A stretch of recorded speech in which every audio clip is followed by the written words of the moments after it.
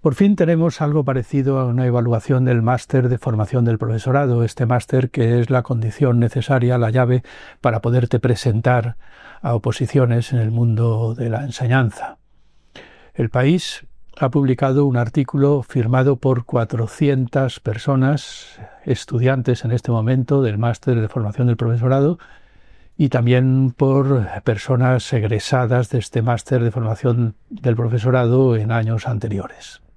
Es un acontecimiento importante porque llevábamos mucho tiempo pidiendo algo así como una evaluación del máster en cuestión, una evaluación que consultara a los interesados, a los que luego han sido profesores y a los que lo han cursado, en definitiva. Es una cosa muy elemental que debería estar recogido en las encuestas de satisfacción del máster, que es obligatorio publicar todos los años, como en cualquier otro máster de las universidades. En concreto, en la Universidad Complutense de Madrid, pues todos los años los másteres presentan una autoevaluación del máster en la que han preguntado a los que han cursado el máster qué les ha parecido, que si lo volverían a cursar, si han encontrado fallos, etcétera, etcétera, etcétera.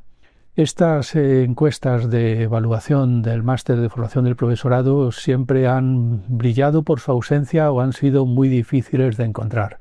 En estos momentos, en la página web del máster de la Complutense, por ejemplo, encontramos una encuesta del año 2022-2023 en que el máster obtiene por parte de los egresados un aprobado raspadísimo, un aprobado raspado, y fundamentalmente además porque los que lo han cursado valoran especialmente bien las prácticas que han hecho en institutos. Es precisamente, justamente, eso que no dependía de la Facultad de Ciencias de la Educación, sino que depende de otros profesores que ya están dando clase.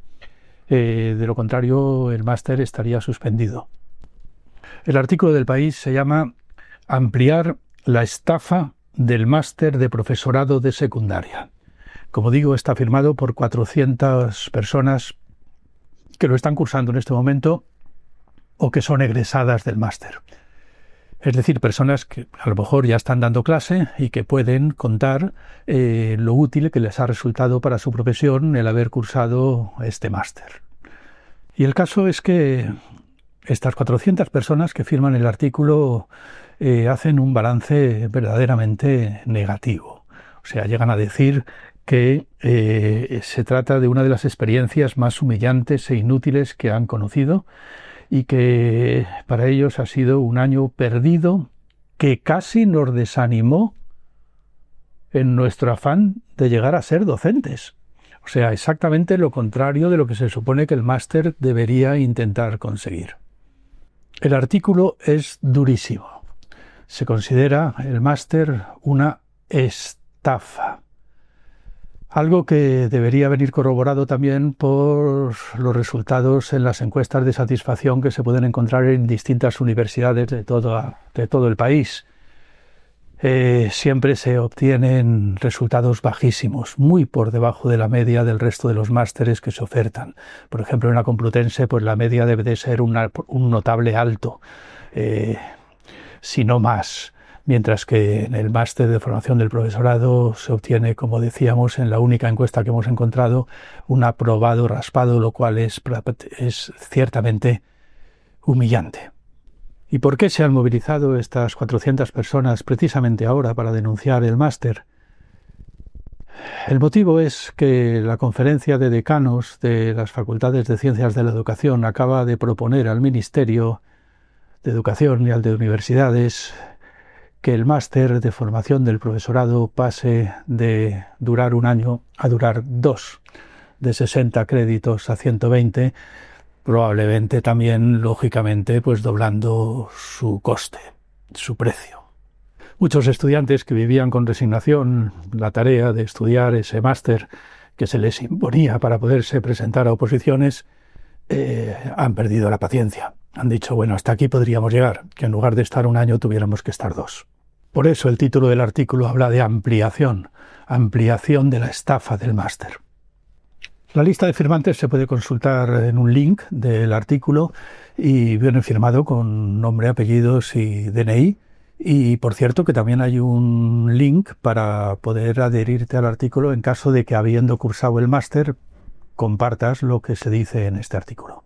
Por mi parte, me ha alegrado muchísimo de que por fin los estudiantes y los egresados del máster tomaran esta iniciativa. Era algo que llevábamos pidiendo mucho tiempo. Ahora os explico por qué. La cosa hay que remontarla al año 2008, el año en el que precisamente se implantó el máster de formación del profesorado, con una resistencia enorme por parte de estudiantes y profesores, y sobre todo de antiguos egresados de lo que se llamaba en ese momento el CAP, el curso de adaptación pedagógica. Era un cursillo de 3 meses de duración, que todos los que lo cursamos para poder ser profesores vivimos como un verdadero infierno de estéril, inútil, humillante, como decían en el artículo estos estudiantes, humillante, infantil, ridículo, una auténtica pérdida de tiempo que sencillamente procurábamos cursar lo más pronto posible para podernos presentar a oposiciones. Pero eran 3 meses y era relativamente económico. Era una pesadilla, una especie de tributo que teníamos que pagar a las facultades de Ciencias de la Educación. Con la implantación del Plan Bolonia, los pedagogos, las facultades de Ciencias de la Educación, vieron la posibilidad de convertir el CAP en un máster de formación del profesorado. Era un máster que en principio podría haber sido un máster como cualquier otro, es decir, pues quien quiere cursar un máster de formación del profesorado que lo curse. Pero no, aquí lo que había era que se convertía en máster un cursillo que era la llave, la clave, una condición necesaria para poderte presentar a oposiciones y ser profesor. Es decir, es un máster que todo profesor tenía que cursar sí o sí de forma obligatoria. Algunos profesores y profesoras nos resistimos con uñas y dientes. Por mi parte resumí el problema en un artículo que creo que publiqué en Público en el año 2008, que se llamaba Golpe de Estado en la Academia. Porque lo consideré efectivamente un golpe de Estado en el interior de la universidad. ¿Por qué? Pues porque eso era, podríamos decir, competencia deslealtísima, por decreto, con respecto a los másteres que pudiéramos ofertar en estas carreras de corte teórico de humanidades. Es decir, nuestros egresados, que como tienen como salida profesional fundamentalmente la enseñanza, tenían necesariamente que cursar el máster de la Facultad de Ciencias de la Educación. Y entonces nuestros propios másteres quedaban muy debilitados, naturalmente, con respecto a esta obligatoriedad legal. Nos encontramos, por ejemplo, en filosofía, en mi caso, con nuestros mejores alumnos que en lugar de cursar el máster de estudios avanzados de filosofía, el máster de nuestra especialidad, pues no tienen más remedio que matricularse en el máster de pedagogía, en el máster de formación del profesorado, porque naturalmente tienen que ganarse la vida y acabar siendo profesores. Claro, esto fue consecuencia de la derrota de la lucha contra Bolonia, contra el Plan Bolonia. La implantación del Plan Bolonia supuso una mercantilización de la universidad. Las facultades ahora tenían que ofertarse en el mercado para obtener clientes que cursaran el máster, suficiente número de clientes para que el máster fuera viable. Pero claro, el máster de formación del profesorado jugaba en otra liga, porque se convertía en obligatorio para todos aquellos egresados y egresadas de las facultades que tenían como salida profesional fundamentalmente la enseñanza. Es verdad que la cosa tendría sentido si de verdad el máster resultara de una tremenda utilidad. O sea, si un profesor que sabe matemáticas realmente necesitara aprender a enseñar matemáticas, si eso se lo explicaran en el máster en cuestión, pues bueno, la cosa tendría sentido. Pero el problema entonces es lo que decíamos muchos. Evaluemos la cosa. Veamos hasta qué punto es verdad que el CAP, el curso de adaptación pedagógica, resulta tan útil a los profesores como para premiarle ahora con esta competencia desleal que además transforma un cursillo de 3 meses en un máster de 1 año. Veamos las encuestas de satisfacción del CAP. Eso decíamos entonces. Ahora el máster de formación del profesorado quiere duplicar su duración y convertirse en un máster de 2 años. Volvemos a decir lo mismo. Veamos las encuestas de satisfacción del máster. Es decir, veamos qué opinan los profesores, las profesoras, sobre lo útil que les ha resultado eso que aprendieron en ese curso. Y la historia se repite, porque lo que no se hizo entonces tampoco se va a hacer ahora. Nunca se presentó, jamás se presentó una evaluación por parte de los egresados del cursillo del CAP. Ahora tampoco se ha presentado una alta valoración del máster de formación del profesorado, considerando la opinión de los que lo han cursado, que todos piensan que sería muy útil, según parece, convertirlo en 2 años. Pues bien, piensan todo lo contrario. Piensan que ha sido una completa pérdida de tiempo que les ha hecho perder un año precioso de su vida. Al menos es lo que piensan estos 400 firmantes del artículo que estamos comentando, pero han tenido que tomar la iniciativa ellos, porque nadie les ha preguntado. Esto es un problema grave y recurrente en todas las reformas del mundo de la educación. Todas las leyes que se han sucedido unas a otras, por cierto, a una velocidad vertiginosa, en sus negociaciones, en sus libros blancos, han tenido un gran ausente, que son los egresados de la educación y, por otra parte, los profesores y las profesoras que lo imparten. Nunca se les ha preguntado a ellos, nunca se les ha consultado. No se les ha consultado, porque han tenido sus representantes. Pero esos representantes, ¿quién los ha elegido? Nadie. Sencillamente se han erigido en representantes, en portavoces de los profesores y de las profesoras y de los estudiantes, unos señores que dicen haber cursado una carrera que les habilita para ello. Los pedagogos. No solamente los pedagogos. Y ojalá que fueran incluso solamente los pedagogos. No, es peor aún. Expertos en educación, sociólogos de la educación, expertos sencillamente en fabricar libros blancos sobre educación. Sí, grandes expertos tecnócratas de la educación que han suplantado por completo la voz de los interesados. En este momento las facultades de educación proponen que el máster sea de 2 años. Pues consultemos a los expertos. ¿Y los expertos quiénes son? Pues ellos mismos, puesto que son los que se dedican precisamente a explicar lo que es la enseñanza. Es una auténtica impostura, porque los que sí que de verdad conocen lo que es la enseñanza son los que se dedican a la enseñanza, los profesores, las profesoras y, en todo caso, por lo que les toca, los estudiantes. Por eso me alegro tanto, y yo no he tenido nada que ver con eso, porque algunos me echarán la culpa a mí, pero es que no tengo nada que ver con eso, de que 400 egresados y estudiantes del máster de formación del profesorado hayan decidido dar por fin su punto de vista en un periódico. Quizás ahora no tengan más remedio que escucharles, algo que jamás han hecho, algo que porque jamás han preguntado al respecto. Se ha consultado a los expertos en educación. ¿Y cómo se llega a ser experto en educación?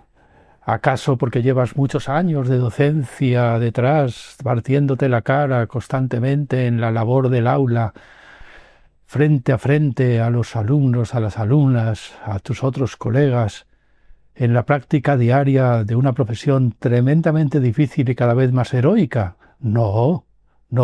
Se llega a ser experto en educación estudiando una carrera que te convierte en experto en educación, sin haber visto jamás, a lo mejor, un alumno, sin haber visto un aula, sin haber visto, dicen, bueno, pero habrá que saber lo que es un adolescente para poder dar clase a adolescentes. Bueno, quien mejor sabrá lo que es ser un adolescente es quien está todos los días en el aula partiéndose la cara día a día con un trabajo infernal, precisamente con adolescentes en el aula, que no es una tarea fácil, ni muchísimo menos.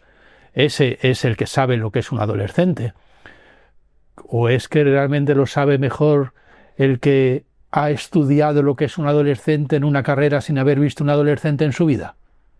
Sí, es increíble que exista una carrera que te convierte en experto de una cosa que ni conoces, ni vas a conocer, ni has experimentado, ni experimentarás.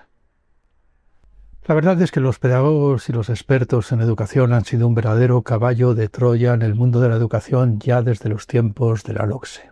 Cada vez que las mareas verdes han salido a la calle denunciando la inestabilidad laboral de los interinos, la escasez de profesores, las ratios inhumanas y en general la falta de financiación para la escuela pública, han venido los pedagogos y lo que han dicho es que si la cosa iba mal era porque los profesores no sabían enseñar y que lo que necesitaban era a alguien que les enseñara, que les explicara, que les enseñara a enseñar, que les explicara cómo se enseña. Pero bueno, en esto tiene mucha razón el artículo que han firmado estas 400 personas. Quien mejor te puede enseñar cómo se enseña es alguien que enseñe bien. Pero es que los pedagogos, los expertos en educación, en general, sean o no pedagogos, son precisamente personas que nunca han enseñado, ni quieren enseñar, ni les interesa. Por eso están trabajando de expertos en educación, porque no les gusta la enseñanza. En los ministerios se frotan las manos, claro. Porque si el problema son unas ratios inhumanas, por ejemplo, una falta de financiación, pues hace falta mucho dinero, hace falta una reforma estructural, hace falta muchas cosas importantes. Pero si lo que hace falta es más formación del profesorado, pues nada, lo único que hay que hacer es aumentar el máster de formación del profesorado de 1 a 2 años, y encima es un negocio bárbaro, porque así pagan más. Diagnóstico general de los grandes expertos en el mundo de la educación. Si la enseñanza va mal es porque los profesores no saben enseñar. Habrá que enseñarles a enseñar. ¿Y quién les enseñará cómo se enseña a enseñar? Pues unas personas que han estudiado una carrera sobre cómo se enseña a enseñar una cosa que, por cierto, no sabes. Es un problema insoluble. ¿Cómo enseñas a enseñar física sin saber física? ¿Cómo enseñas a enseñar historia sin saber historia? ¿Cómo enseñas a enseñar filosofía sin saber filosofía? Parece una estupidez, pero no, hay una institución dedicada a eso, a enseñar cómo se enseña a enseñar lo que no sabes. Las facultades de ciencias de la educación, que a mi entender deberían de ser suprimidas y sustituidas por algo más útil. No sé, podrían dedicarse, por ejemplo, a organizar unas prácticas docentes adecuadas en las que algunos profesores de matemáticas explicaran a otros que van a ser profesores de matemáticas cómo se hace lo que se hace, y así con todas las asignaturas, coordinar algo así como una especie de MIR, como existe en medicina, algo distinto. Pero desde luego lo que no puede ser es que una persona te enseñe a enseñar lo que ella no sabe y en cambio tú sí. Las facultades de educación van por mal camino desde el primer momento en que comienzan por llevar la contraria a Aristóteles cuando dijo eso de que todos los seres humanos desean saber. El saber es un incentivo para el saber. El saber es el único incentivo verdaderamente válido para querer saber. Si quieres que un alumno ame las matemáticas, lo mejor es que haya un profesor que ame las matemáticas y que ame explicarle las matemáticas. No hay mayor incentivo para un alumno, para una alumna, que ver a un profesor que ama lo que está contando, que se compromete con lo que está contando, que está apasionado con lo que está contando porque le flipa lo que está contando, porque está enamorado de la disciplina que estudió. Las matemáticas, la física, la historia, la filosofía, lo que sea. El amor por el saber es el mejor incentivo que puede tener un alumno para comprometerse en aprender. Pero claro, eso es una cosa que los pedagogos en general, los expertos en educación, no pueden experimentar jamás, porque como no saben nada, no saben ni matemáticas, ni física, ni historia, ni filosofía, ni nada de nada, pues nunca jamás han experimentado el amor por el saber. Y entonces, pues claro, piensan que no, que el saber es una cosa que hay que insuflarte a traición mientras juegas al corro de la patata o mientras tienes algún, bueno, no sé. Es como si para ellos el saber fuera una especie de medicina que sabe muy mal y que tienes que buscar algún truco para que el paciente se la trague o para que el burro, sí, una especie de zanahoria que se le da a un burro para que siga trabajando. Pues bien, no hay ninguna esperanza, no hay ninguna esperanza. La única posibilidad de que una persona aprenda matemáticas es que se le contagie el entusiasmo por las matemáticas. Y eso, lo único que puede transmitirlo es el amor mismo por las matemáticas en sí mismas. El gran dilema del mundo de la enseñanza debería ser ese, precisamente, cómo buscar un sistema de selección del profesorado, un sistema de oposiciones en que quedaran escogidos precisamente aquellos profesores que aman la asignatura que están contando. Un matemático que ame las matemáticas, un físico que ame la física, un filósofo que ame la filosofía. porque eso es precisamente lo que luego va a incentivar a los alumnos a aprender todas esas cosas.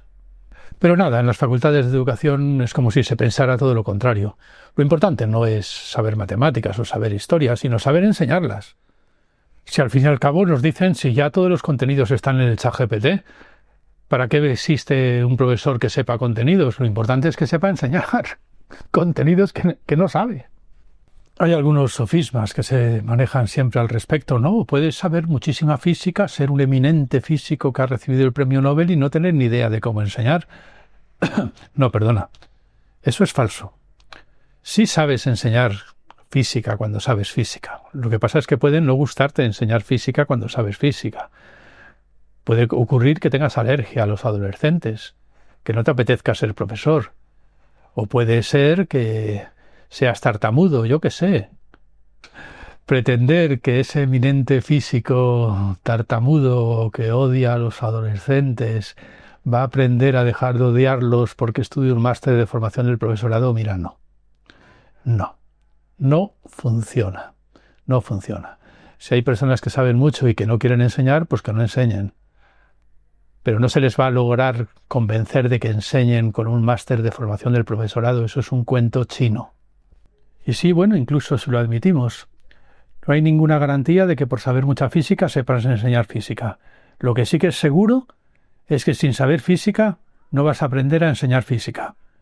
Y desde luego que una persona que no sabe física te vaya a enseñar cómo se enseña física, eso sí que no.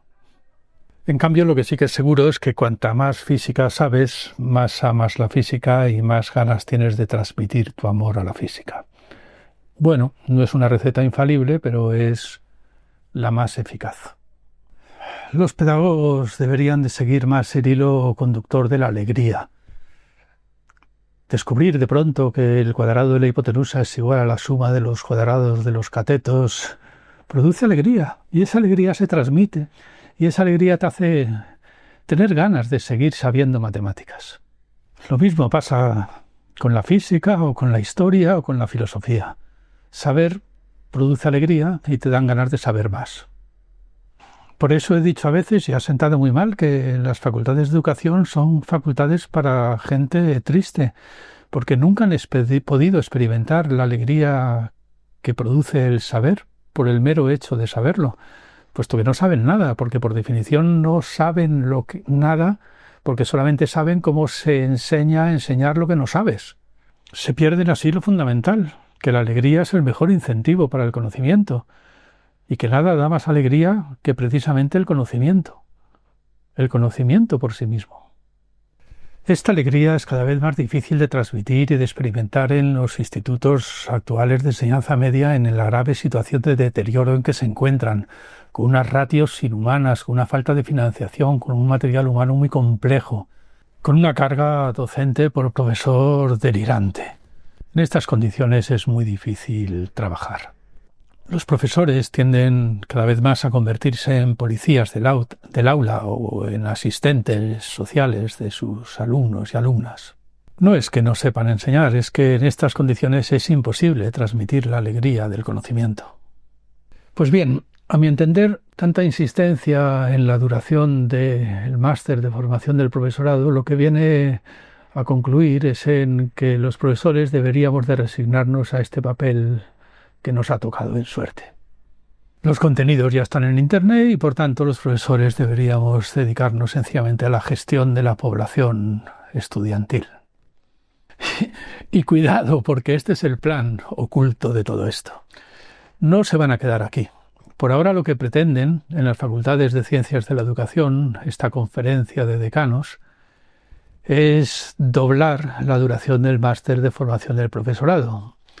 Y eso ha levantado sus protestas. Pero pretenden ir más lejos. Yo lo sé, porque lo he escuchado incluso en ciertos ambientes muy progresistas.